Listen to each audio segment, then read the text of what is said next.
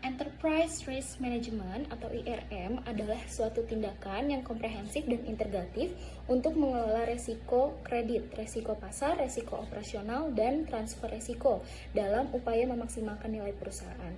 Fungsi Enterprise Risk Management bertanggung jawab atas pengelolaan langsung resiko-resiko tertentu, mengkoordinasikan aktivitas manajemen resiko yang tanggung jawab akhirnya berada di fungsi-fungsi manajemen, dan selanjutnya melakukan pemantauan resiko menyeluruh untuk manajemen senior. Bagi sebagian besar perusahaan, implementasi IRM membutuhkan inisiatif tahunan yang membutuhkan adanya dukungan berkelanjutan dari manajemen senior dan investasi dalam sumber daya manusia dan teknologi. Selanjutnya, pengintegrasian IRM dibagi menjadi 3. Yang pertama, IRM mensyaratkan pengintegrasian resiko organisasi. Jadi harus ada unit manajemen resiko yang tersentralisasi dan bertanggung jawab langsung pada Chief Executive Officer atau CEO dan direksi, dengan tanggung jawab menyusun kebijakan umum dan seluruh aktivitas pengambilan resiko. Kini semakin banyak perusahaan yang memiliki direktur manajemen resiko. Yang kedua, IRM mensyaratkan pengintegrasian strategi transfer resiko, di mana strategi transfer resiko biasanya digunakan untuk lindung nilai, misalnya derivatif finansial seperti reksadana, saham, obligasi, dan lain-lain. Digunakan untuk melindungi nilai resiko pasar, dan asuransi digunakan untuk mengalihkan keluar resiko operasional. Yang ketiga, IRM mensyaratkan pengintegrasian manajemen resiko ke dalam proses bisnis perusahaan. IRM diharapkan dapat mengendalikan dan mengelola resiko-resiko negatif dan adanya volatilitas pendapatan untuk mengoptimalkan kinerja bisnis, yaitu dengan cara penetapan harga yang baik, pengalokasian sumber daya manusia, dan berbagai keputusan bisnis lainnya.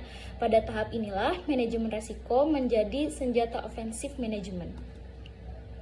Lalu, apa sih manfaat Enterprise Risk Management atau IRM ini? Yang satu, efektivitas organisasi, di mana banyak perusahaan telah memiliki fungsi manajemen risiko dan pengawasan, seperti fungsi keuangan dan asuransi, audit, dan kepatuhan. Fungsi-fungsi tersebut dapat berperan aktif dan melakukan fungsinya dengan maksimal untuk turut meminimalkan risiko perusahaan, sehingga return yang diperoleh perusahaan bertumbuh dengan baik. Lalu yang kedua, manfaatnya ialah pelaporan risiko. Dengan adanya manajemen risiko, maka manajemen senior dan direksi perusahaan akan memperoleh laporan risiko tepat waktu dan relevan. Tujuan pelaporan IRM pada dasarnya dimaksudkan untuk meningkatkan transparansi di seluruh organisasi. Yang ketiga, perbaikan kinerja bisnis. Perusahaan yang sudah menerapkan pendekatan IRM telah mengalami perbaikan dalam kinerja bisnis mereka, meskipun manfaat yang dirasakan oleh masing-masing perusahaan bisa berbeda. Dan terdapat indikasi kuat bahwa hampir semua program IRM yang tadi diluncurkan mendapatkan dukungan berkelanjutan dari manajemen. IRM berperan dalam mendukung pengambilan keputusan penting perusahaan dan akuisisi. Perbaikan yang dirasakan mencakup penurunan kerugian, volatilitas pendapatan yang lebih rendah, dan peningkatan nilai pemegang saham. Selanjutnya ada fungsi manajemen. Nah, secara garis besar, fungsi manajemen tersebut merupakan proses dari suatu aktivitas yang dilakukan dengan merencanakan, mengorganisasikan, mengukur SDM, sampai dengan pengendalian. Di sini ada Henry Fayol menyebutkan ada 5 fungsi manajemen, diantaranya 1. Perencanaan atau planning. Proses perencanaan ini bisa mengalami perubahan sewaktu-waktu sesuai situasi dan kondisi yang terjadi. Tujuan dari perencanaan berupa penentuan strategi dan teknik untuk mengantisipasi tujuan organisasi ke depannya. Lalu yang kedua ada pengorganisasian atau organizing. Ini mencakup proses pengalokasian sumber daya dan pengaturan kegiatan untuk menjalankan rencana yang telah ditetapkan.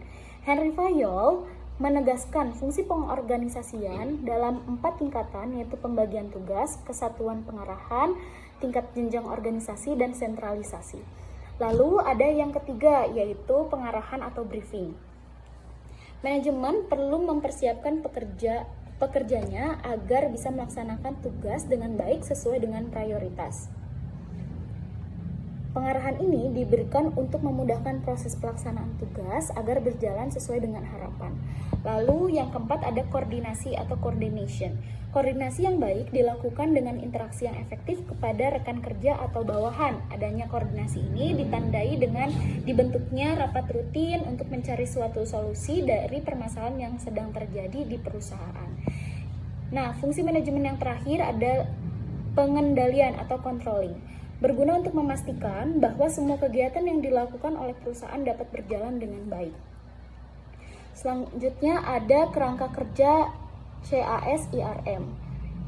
CAS mengkonseptualisasikan RM sebagai proses melintasi dua dimensi dari jenis resiko dan proses manajemen resiko. Jenis resiko dan contohnya meliputi 1. Resiko bahaya, 2. Tanggung jawab ganti rugi, kerusakan harta benda, bencana alam, 3. Resiko keuangan, 4. Resiko harga, resiko aset, resiko mata uang, resiko likuiditas, dan resiko operasional. Yang kelima, kepuasan pelanggan, kegagalan produk, integritas, resiko reputasi, dan perburuan internal seperti riskan pengetahuan. Risiko strategi persaingan, transosial, ketersediaan modal.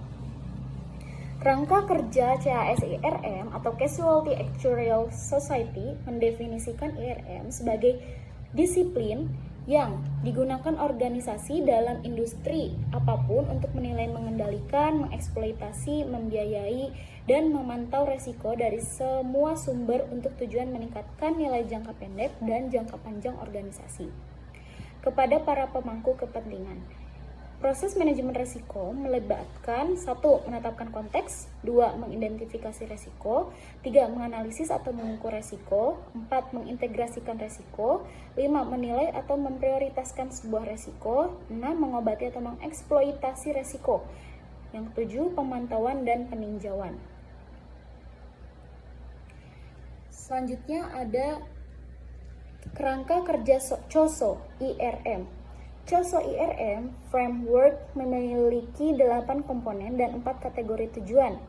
8 komponen-komponen tambahan yang disorot adalah 1. Otoritas dan janji untuk IRM, 2. Kebijakan manajemen risiko, 3. Mixer IRM di institusi, 4. Tugas beresiko, 5. Respon resiko, 6. Komunikasi dan pelaporan, 7. Informasi dan komunikasi, 8. Pemantauan.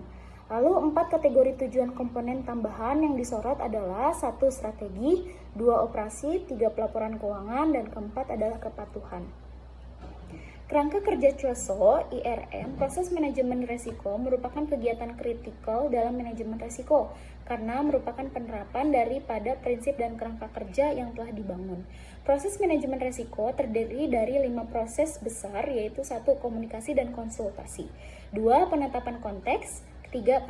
Penilaian resiko atau terdiri dari identifikasi, analisis, dan evaluasi resiko. Yang keempat, perlakuan resiko, dan yang kelima, monitoring dan review. Sekian, terima kasih banyak.